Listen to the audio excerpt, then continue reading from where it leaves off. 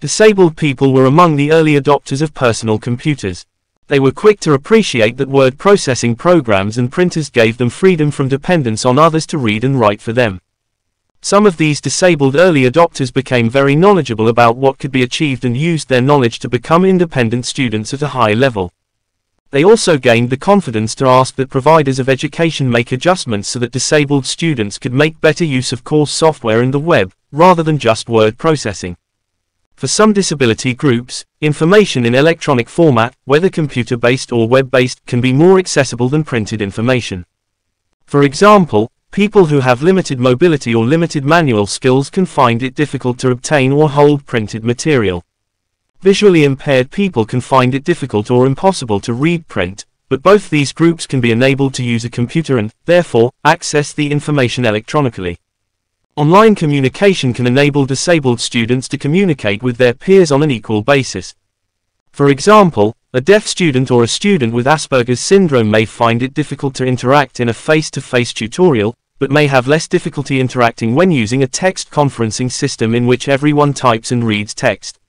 In addition, people's disabilities are not necessarily visible in online communication systems, so disabled people do not have to declare the disability and are not perceived as being different.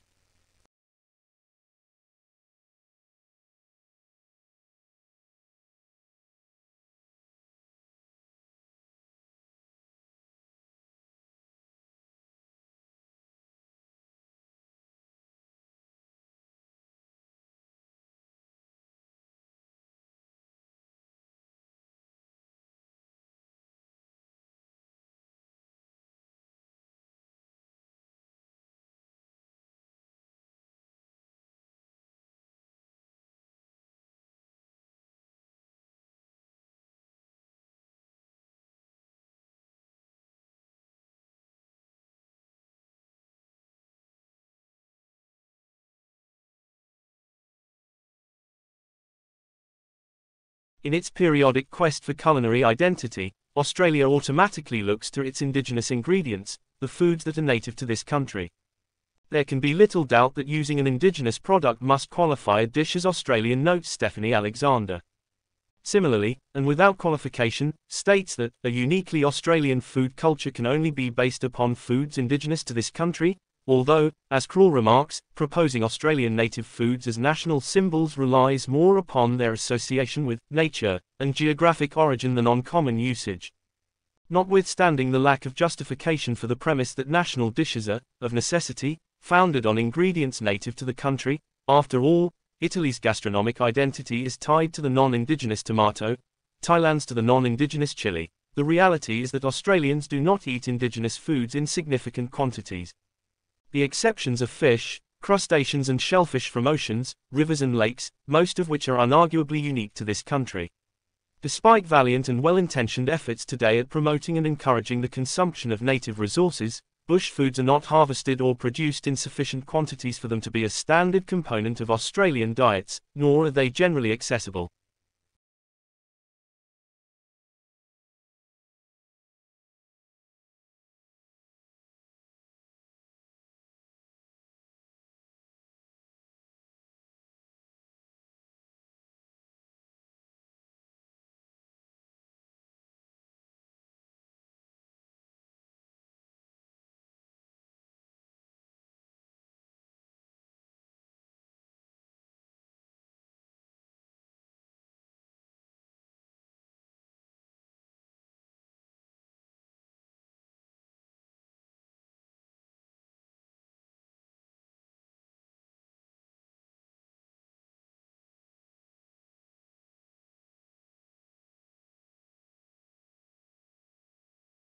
We can't see it, but brains hum with electrical activity.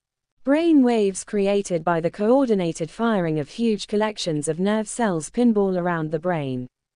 The waves can ricochet from the front of the brain to the back, or from deep structures all the way to the scalp and then back again. Called neuronal oscillations, these signals are known to accompany certain mental states. Quiet alpha waves ripple soothingly across the brains of meditating monks. Beta waves rise and fall during intense conversational turns. Fast gamma waves accompany sharp insights. Sluggish delta rhythms lull deep sleepers, while dreamers shift into slightly quicker theta rhythms. Researchers have long argued over whether these waves have purposes, and what those purposes might be. Some scientists see waves as inevitable but useless byproducts of the signals that really matter, messages sent by individual nerve cells. Waves are simply a consequence of collective neural behavior, and nothing more, that view holds. But a growing body of evidence suggests just the opposite. Instead of byproducts of important signals, brain waves are key to how the brain operates, routing information among far-flung brain regions that need to work together. Miller is among the neuroscientists amassing evidence that waves are an essential part of how the brain operates.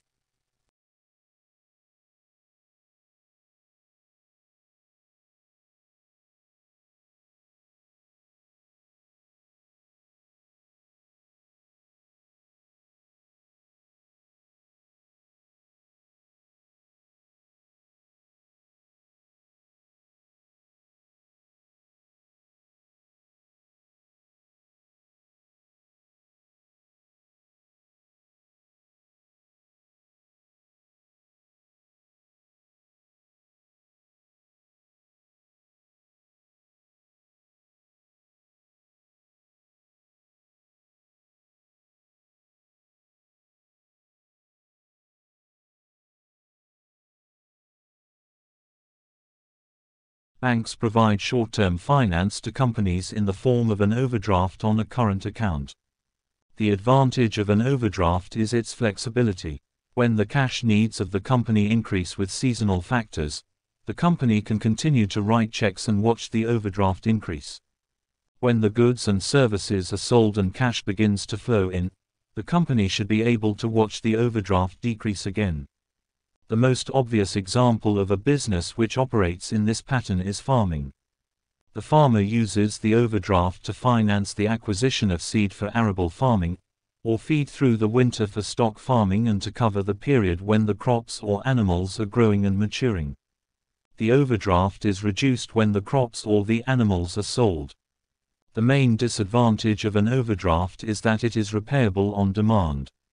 The farmer whose crop fails because of bad weather knows the problem of being unable to repay the overdraft. Having overdraft financing increases the worries of those who manage the company. The other disadvantage is that the interest payable on overdrafts is variable. When interest rates increase, the cost of the overdraft increases. Furthermore, for small companies there are often complaints that the rate of interest charged is high compared with that available to larger companies. The banks answer that the rates charged reflect relative risk and it is their experience that small companies are more risky.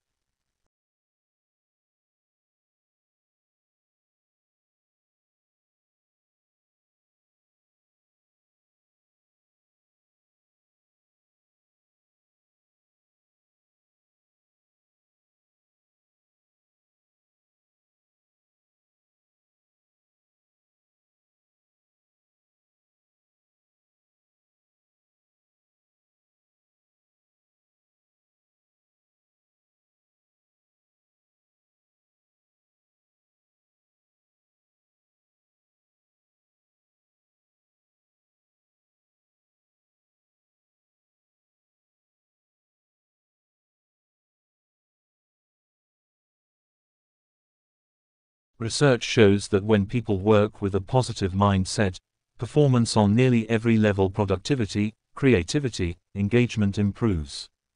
Yet happiness is perhaps the most misunderstood driver of performance. For one, most people believe that success precedes happiness. Once I get a promotion, I'll be happy, they think.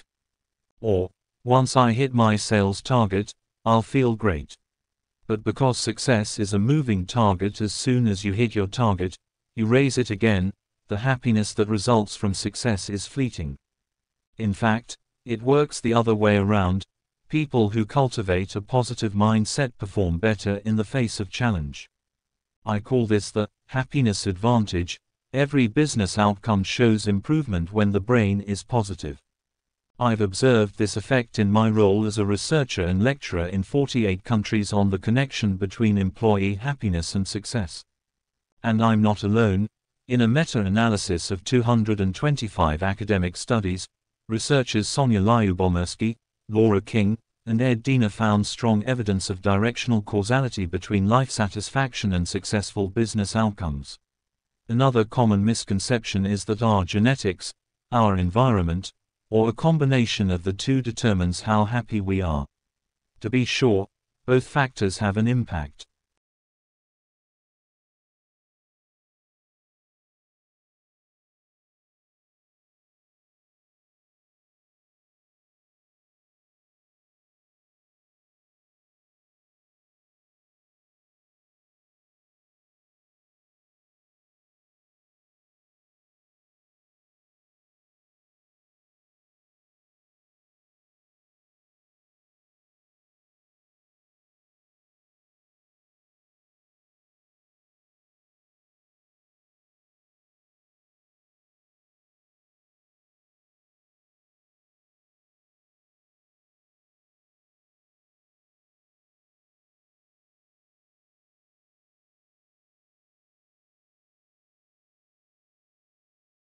What is known as prior knowledge or pre-existing knowledge is the knowledge, skill or ability that a learner brings to a new learning encounter. This includes all knowledge that is available before the learning event, and which has been gathered or developed by any means, and in any situation, including both formal and, quite often, informal learning situations.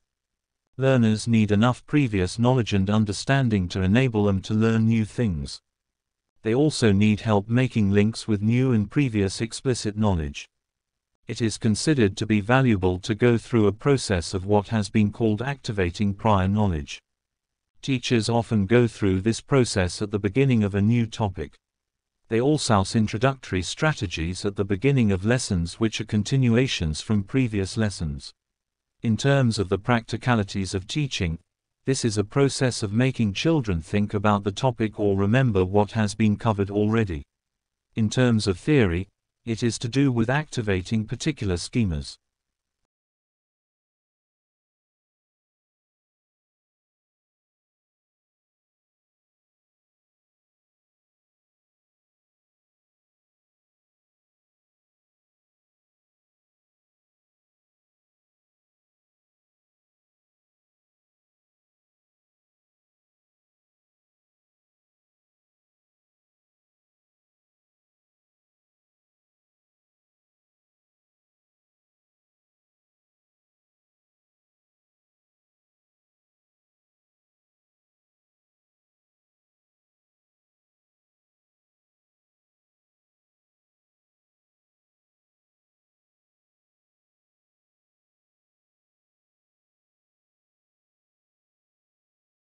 Ecology is the study of interactions of organisms among themselves and with their environment.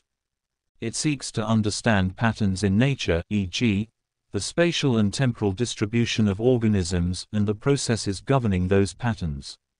Climatology is the study of the physical state of the atmosphere, its instantaneous state or weather, its seasonal to interannual variability, its long-term average condition or climate, and how climate changes over time. These two fields of scientific study are distinctly different. Ecology is a discipline within the biological sciences and has as its core the principle of natural selection. Climatology is a discipline within the geophysical sciences based on applied physics and fluid dynamics. Both, however, share a common history. The origin of these sciences is attributed to Aristotle and theorists and their books Meteorological and Inquiry into Plants, respectively, but their modern beginnings trace back to natural history and plant geography. 17th, 18th, and 19th century naturalists and geographers saw changes in vegetation as they explored new regions and laid the foundation for the development of ecology and climatology as they sought explanations for these geographic patterns.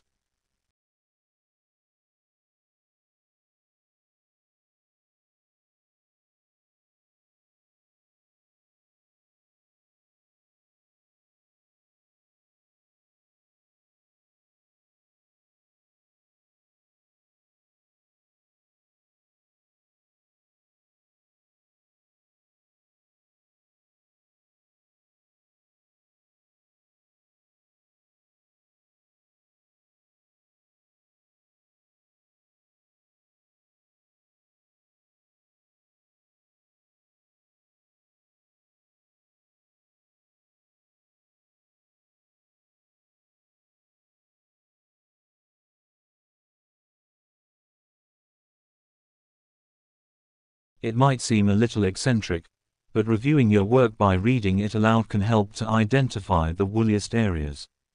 This works best if you perform your reading in a theatrical way, pausing at the commas and ends of sentences. If you run out of breath during a sentence, it is probably too long. You ought to be able to convert your writing into a speech in this way. If it sounds too stilted and convoluted, perhaps you could rework these parts until they sound fluid. It is unlikely that your reader will be fooled by the idea that long words make you sound clever. Cluttering a sentence with too many complicated words can prevent its meaning from being understood at all. A short word is always preferable to a long one. Why should anyone choose the word erroneous over the word wrong in an essay? Usually, writers who employ more obscure words are trying to sound impressive but can appear pretentious. Direct words enable you to control what you are saying, and are not necessarily babyish, but the most appropriate ones for the job. When you read your writing aloud, you will notice that the key stress comes at the end of your sentence. It is, therefore, most effective to end with a short and emphatic word to secure your point. Try to resist the impulse to waffle at the end of your sentence by trailing off into qualifying clauses.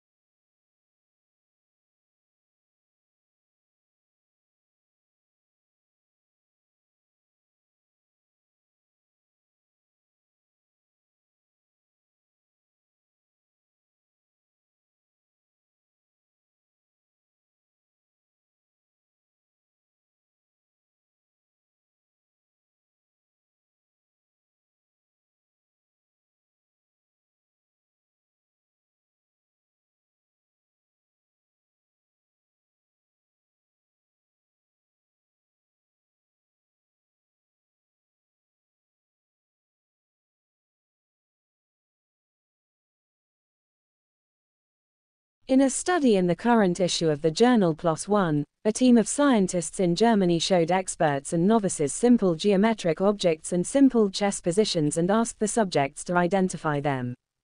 Reaction times were measured and brain activity was monitored using functional MRI scans. On the identification of the geometric objects, the subjects performed the same, showing that the chess experts had no special visualization skills. When the subjects were shown the chess positions, the experts identified them faster. Focusing on an element of an earlier study on pattern and object recognition by chess experts, the researchers had expected to see parts of the left hemispheres of the experts' brains, which are involved in object recognition, react more quickly than those of the novices when they performed the chess tasks. But the reaction times were the same. What set the experts apart was that parts of their right brain hemispheres, which are more involved in pattern recognition, also lit up with activity. The experts were processing the information in two places at once. The researchers also found that when the subjects were shown the chess diagrams, the novices looked directly at the pieces to recognize them, while the experts looked on the middle of the boards and took everything in with the peripheral vision.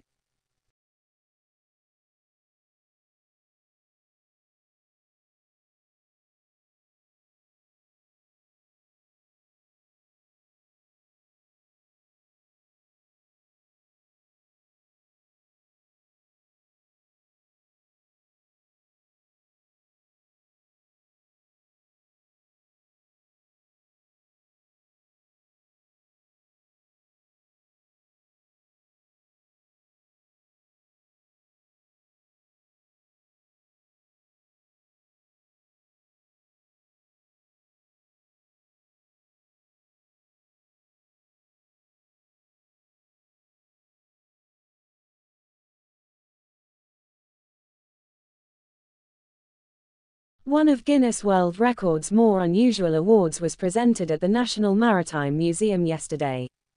After a 100-day trial, the timepiece known as Clock B, which had been sealed in a clear plastic box to prevent tampering, was officially declared, by Guinness, to be the world's most accurate mechanical clock with a pendulum swinging in free air. It was an intriguing enough award. But what is really astonishing is that the clock was designed more than 250 years ago by a man who was derided at the time for an incoherence and absurdity that was little short of the symptoms of insanity, and whose plans for the clock lay ignored for 2 centuries. The derision was poured on John Harrison, the British clockmaker whose marine chronometers had revolutionized seafaring in the 18th century, and who was the subject of Longitude by Diva Sobel. His subsequent claim, that he would go on to make a pendulum timepiece that was accurate to within a second over a 100-day period, triggered widespread ridicule. The task was simply impossible, it was declared. But now the last laugh lies with Harrison. At a conference, Harrison decoded, towards a perfect pendulum clock, held at Greenwich yesterday, observatory scientists revealed that a clock that had been built to the clockmaker's exact specifications had run for 100 days during official tests and had lost only 5/8 of a second in that period.